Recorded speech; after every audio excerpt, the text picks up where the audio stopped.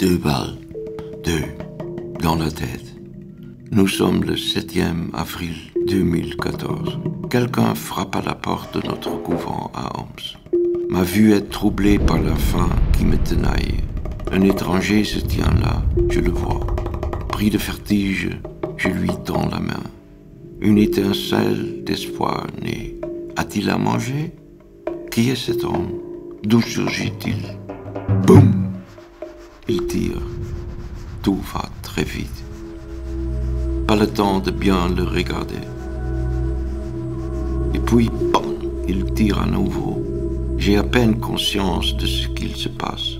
Ne pourrais-je jamais plus compatir avec toutes les personnes si bonnes qui m'entourent? Ne pourrais-je jamais plus offrir réconfort et espoir?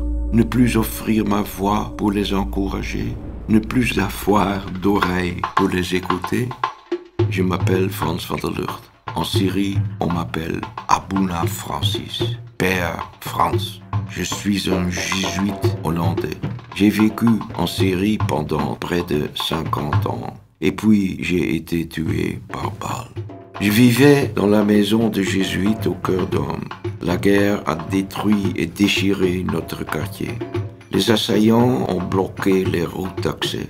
Beaucoup d'entre nous sont morts de faim. Jusqu'à mon dernier soupir, j'ai espéré que la haine, les combats et la souffrance cesseraient. Pourtant, au milieu de cet enfer, j'ai vu quelque chose de beau, un cadeau. Nous qui sommes restés, nous sommes devenus frères et sœurs. Je me souviens d'une célébration le dimanche des Rameaux. Autour de nous, les bombes tombaient. Notre église était en ruine. Mais nous nous sommes réunis pour prier. J'ai demandé à l'imam qui habitait ici de lire un texte coran pendant la messe. Il le fit avec beaucoup d'enthousiasme. Puis les gens ont communié et j'ai distribué l'hostie. Quand la femme de l'imam est venue, elle aussi, toutes mes convictions dogmatiques, s'il en restait encore, se brouillèrent.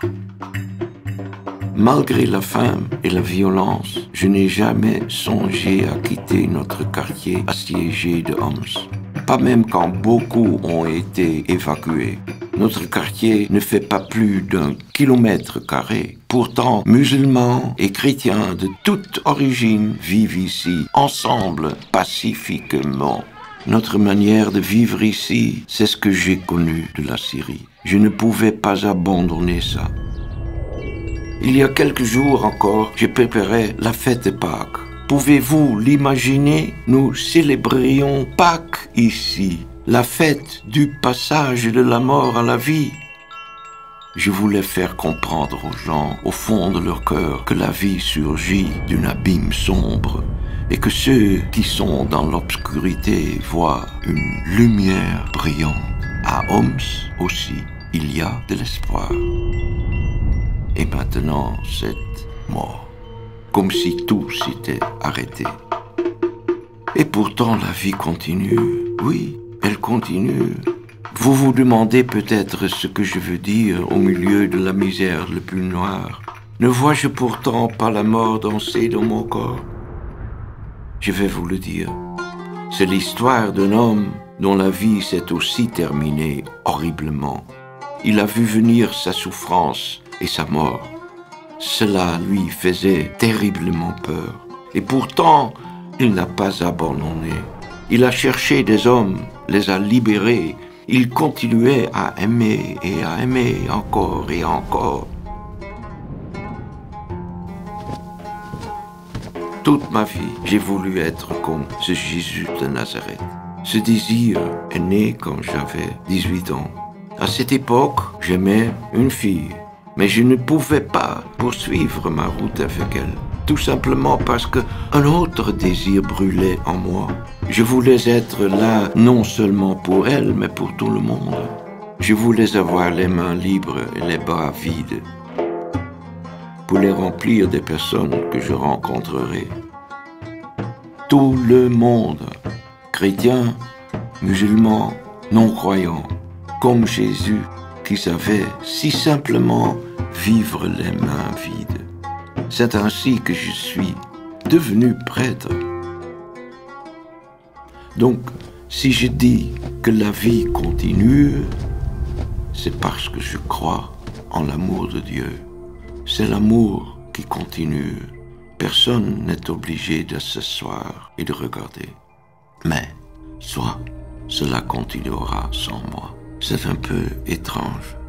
C'est peut-être pour cela que je peux vous poser une question. S'il vous plaît, ne soyez pas en colère contre mon meurtrier.